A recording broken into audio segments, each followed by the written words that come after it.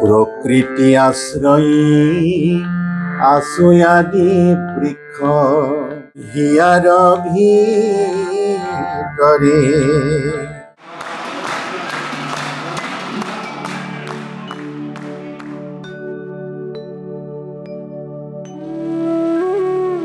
নমস্কাৰ শ্ৰোতা দৰ্শকলৈ মই পুনৰ সম্ভাষণ জনাইছোঁ আৰু আৰম্ভ কৰিব লৈছোঁ আমাৰ আজিৰ অনুষ্ঠান অমৃত সন্ধান।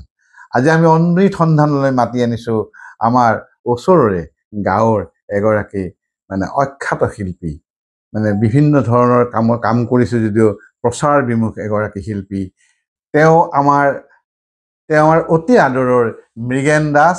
মৃগেন দাসে ভ্ৰাম্যমান থিয়েটাৰতো আছে, কহিনুৰ থিয়েটাৰত আছিলে, গীত গাইছিলে। তেতিয়া আমি গীত শুনিছিলোঁ, তেওঁ বিভিন্ন মানুহক লগ পাইছে সেই সময়ত। গতিকে আমি সেই সম্পৰ্কে মৃগেনৰ কথা পাতিম। আমাৰ অনুষ্ঠানলৈ স্বাগতম জনাইছোঁ মৃগেন দাসক। নমস্কাৰ দাদা। কেনেকে কি আচলতে আৰম্ভ হ'ল? প্ৰথমতে আমি ভাগৱতৰ পৰা আৰম্ভ কৰোঁ নেকি, ইয়াতে যাত্ৰা কৰি পেলাই। ঠিক আছে। দুটা ভাগৱতৰ ঘোষাৰে আমি আৰম্ভ কৰোঁ। ঠিক আছে।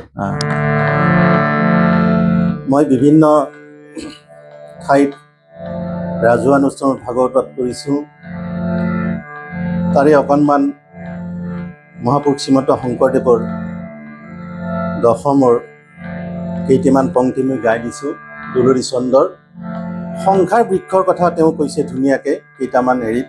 আৰু কৃষ্ণ জন্মৰ আগমুহূৰ্তত কংসৰ কাৰাগাৰলৈ, য'ত নেকি দৈৱকী আৰু বসুদেৱক বন্দী কৰি থৈছিলে, আৰু দেৱতাভাৱে স্তুতি কৰিব আহিছে কৃষ্ণৰ আগমনত তেওঁলোকৰ আনন্দ। গতিকে আনন্দিত, কাৰণ পৃথিৱীত বা এই ধৰাধামৰ এই দৈত্যসকল দমন হ'ব। গতিকে তেওঁ সংসাৰ বৃক্ষৰ কথা বৰ ধুনীয়াকৈ কৈছে। প্ৰকৃতি আশ্ৰয়ী আছুয়াদি বৃক্ষ সুখ দুখ দুই ফল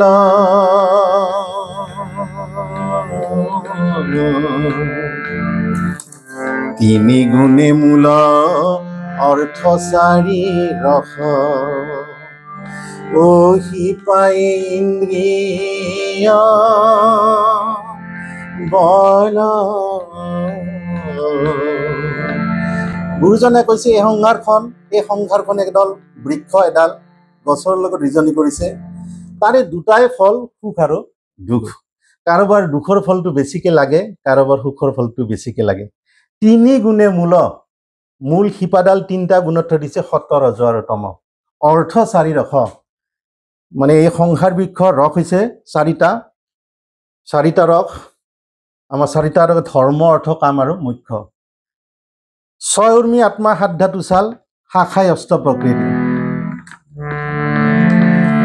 শিপা ইন্দ্ৰিয় বল, আৰু শিপাকেইডালক ইন্দ্ৰিয়কেইটা, আমাৰ 14টা ইন্দ্ৰিয় আছে, সেই 14টা ইন্দ্ৰিয়ৰ লগত ৰিজনি কৰিছে।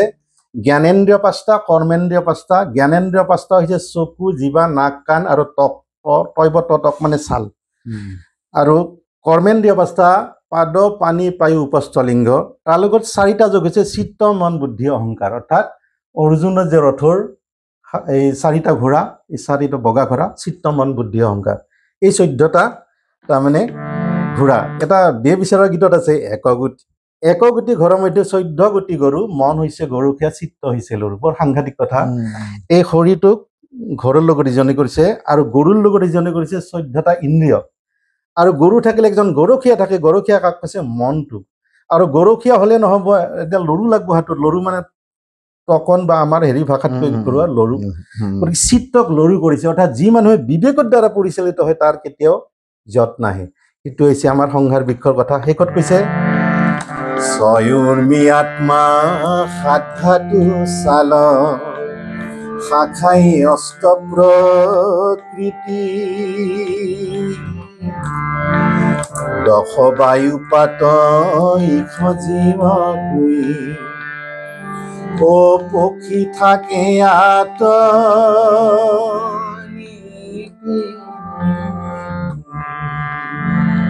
অতি সুন্দৰ। পক্ষীৰ বাহা, তাৰমানে এটা সেই সংসাৰ বৃক্ষত পক্ষীৰ বাহা থাকে সজা।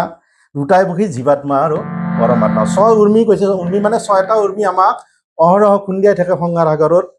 শোক, মোহ, জৰা, মৃত্যু, ক্ষুধা আৰু তৃষ্ণা বা বিপাশা। এইকেইটা সাত ধাতু চালে এই ছালখন আমাৰ 7টা ধাতু দি তৈয়াৰ হৈছে মেদ মাংস অস্থি মজ্জা শুক্ৰ ৰক্ত এনেকে ব্যাখ্যা কৰিলে বহুত সময় লাগে আগতে মানে ভাগৱত পাঠ হৈছিল না লোকগীত আৰম্ভ কৰিছিল মই ভাগৱত পাঠ কৰিছিলো প্ৰথমতে তাৰপাছত লোকগীত এতিয়া এপ্ৰুভ কেতিয়া পোৱা গৈছে মোৰ 2011 চনত খুব পপুলাৰ লোকগীত এটা ঠিক আছে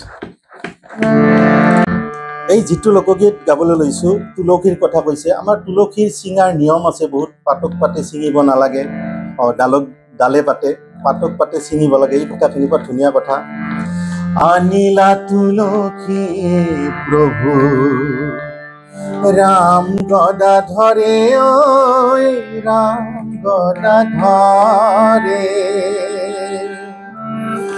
আনিলা তুলসী প্ৰভু মনুষ্য নগৰে আনিলা তুলসী প্ৰভু আনিলা তুলসী প্ৰভু ৰাম গদাধৰে ঐ ৰাম গদাধৰে আনিলা তুলসী প্ৰভু মনুষ্য নগৰে আনিলা তুলসী প্ৰভু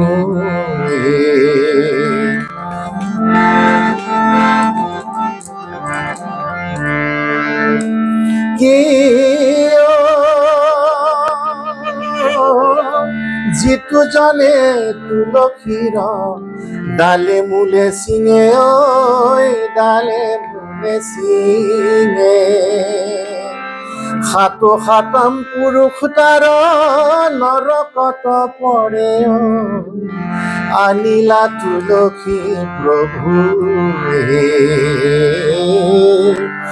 আনিলা তুলসী প্ৰভু ৰাম গদাধৰে ঐ ৰাম গদাধৰে আনিলা তুলসী প্ৰভু মনুষ্য নগৰে আনিলা তুলসী প্ৰভু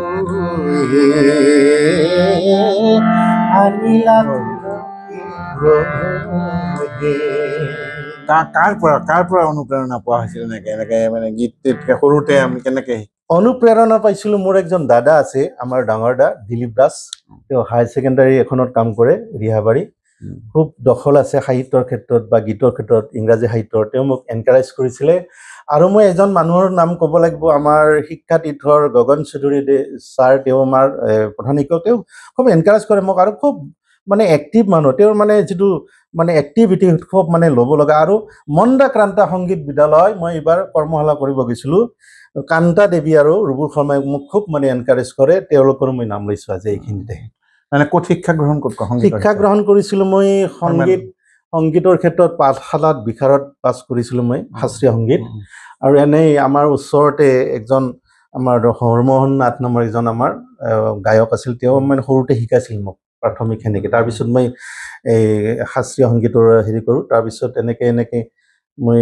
থিয়েটাৰত আহিলোঁ থিয়েটাৰত মোক নিলে দীপক বৰুৱাই নাৰায়ণ বৰুৱাহঁতে আৰু ৰতনাক লগ পাইছিলোঁ থিয়েটাৰৰ গীতবিলাক বেলেগ ধৰণৰ হয় দুখ লগা গীত অকণমান এটা কাষ্টিঙৰ গীত তৰালী শৰ্মাই দিছিলে মোক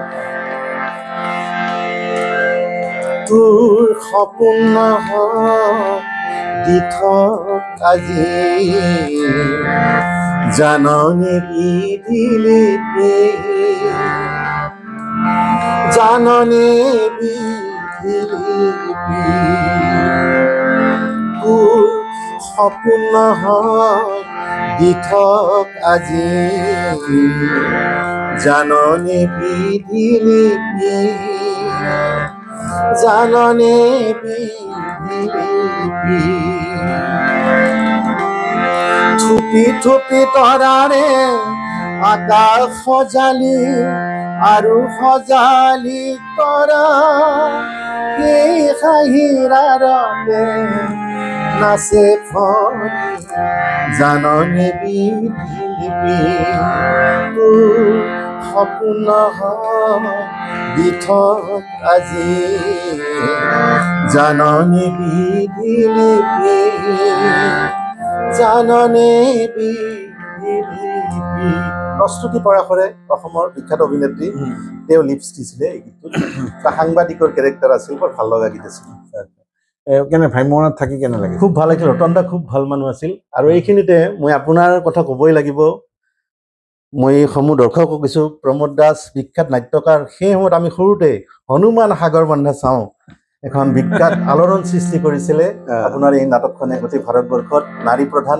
যৌতুকৰ ওপৰত গীত মোৰ এটা গান আজিও মনত পৰে জানকীৰ নিমিত্তে আমি যুদ্ধ দিবা যাওঁ হনুমান সাগৰ বান্ধা চাওঁ সাগৰৰ সেতু বান্ধে নল নীলাভিৰে হনুমান সাগৰ বান্ধা চাওঁ এইবিলাক মনত পৰে বৰ সুন্দৰ নাটক আছিলে হয়নে দাদা বহুত আমি কৰিছো এতিয়াও নাটকখন এতিয়াও মানে খুব চৰ্চাত আছে এতিয়া ইউনিভাৰ্চিটিৰ BA কোৰ্চত লাগে নাটকখন যাহক তুমি নাম লৈছা মোৰ ভাল লাগিছে মই অলপ ফুলি উঠিছো নাই সঁচাকে ভাল লগা আৰু বৰ নাৰী প্ৰধান নাটক আচলতে যৌতুকৰ কাৰণে কিমান বহুত যোৱা বছৰ আমি কৰিছো এইখন বৰপেটা ৰোডত কৰিছো আচ্ছা তোমাৰ এতিয়া প্ৰফেশ্যন কি মোৰ সংগীতে প্ৰফেশ্যন আৰু ভাগৱত পাঠো কৰোঁ মই 3খনমান স্কুলত পাৰ্ট টাইম ক্লাছ কৰোঁ টিউশ্যন থাকে এনেকৈ ষ্ট্ৰাগল চলি আছে যুধিষ্ঠিৰ হ'ব লাগিব নহয় যুধিষ্ঠিৰ মানে যুদ্ধত যে স্থিৰ হৈ থাকিব পাৰি যিমান যুদ্ধ আমি প্ৰত্যেকে যুধিষ্ঠিৰ প্ৰত্যেকে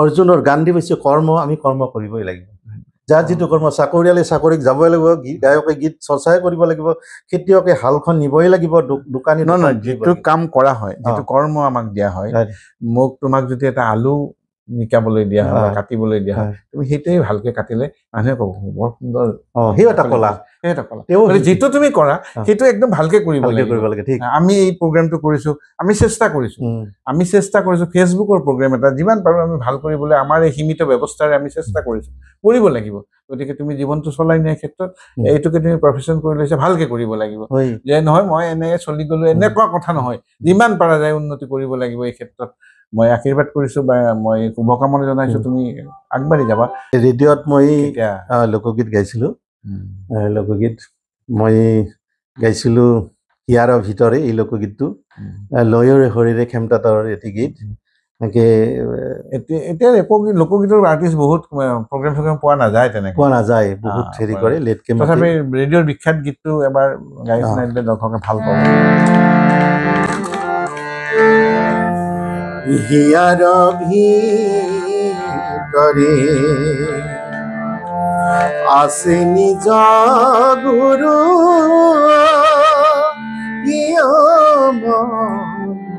চিনি জানি সেৱা কৰা হে নীলাজ বিপাঙে পৰি নমৰা হিয়াৰ ভিতৰে আছে নিজ গুৰু চিনি জানি সেৱা কৰা হে নীলাজ বিপাঙে পৰি নমৰা